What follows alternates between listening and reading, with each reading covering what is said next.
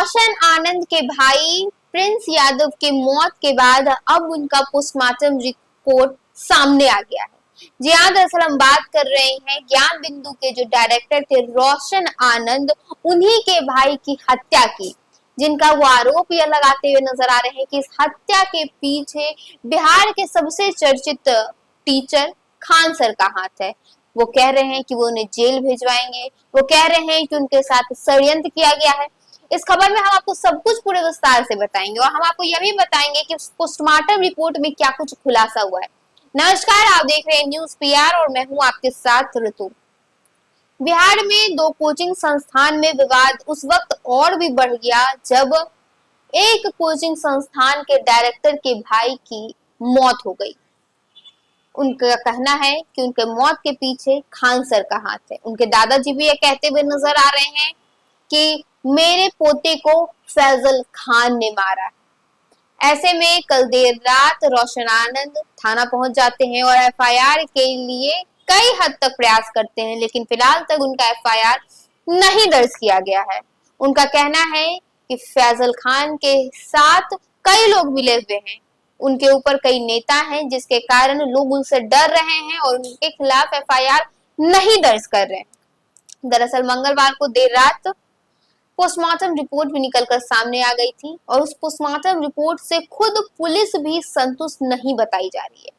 हाँ, हम आपको बता देते हैं कि नेपाल पुलिस उस पोस्टमार्टम रिपोर्ट से पूरी तरह से संतुष्ट नहीं नजर आई है।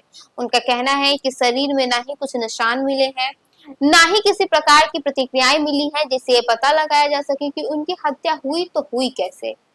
जब पुलिस ही उस पोस्टमार्टम रिपोर्ट से संतुष्ट नहीं है तो जरा आप सोचिए कि क्या उस पोस्टमार्टम रिपोर्ट से उनके घर परिवार वाले कैसे संतुष्ट हो सकते हैं। पहले से ही आरोप लगाए जा रहे हैं कि खान सर ने मारा है, खान सर मारा है।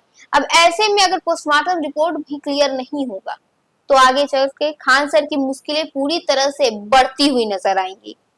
अब कहा जा रहा है कि पुलिस ने उस पोस्टमार्टम रिपोर्ट के आगे मिर्जा रिपोर्ट की मांग कर दी है कि अब उस रिपोर्ट में जो है वो क्लियर किया जाएगा कि क्या खान सर का इसमें कोई हाथ था, क्या उस इंसान की जो हत्या हुई है किसी ने मारकर की है, या वो मौत के पीछे कुछ और कारण है।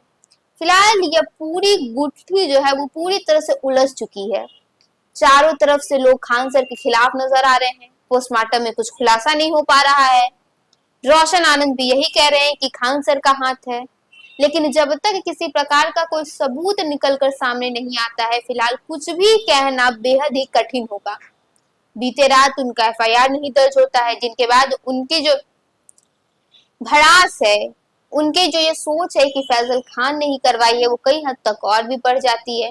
अब ऐसे आगे यह देखना होगा कि क्या इस पोस्टमार्टम रिपोर्ट के बाद जो मिर्जा रिपोर्ट आती है उसमें सब कुछ क्लियर हो जाता है या फिर आगे और मुश्किलें नजर आती हैं। कब तक ये क्लियर होता है कि आखिर किसने हत्या करवाई थी या मौत हो गई थी, या इसके पीछे क्या कुछ निकलकर सामने आता है।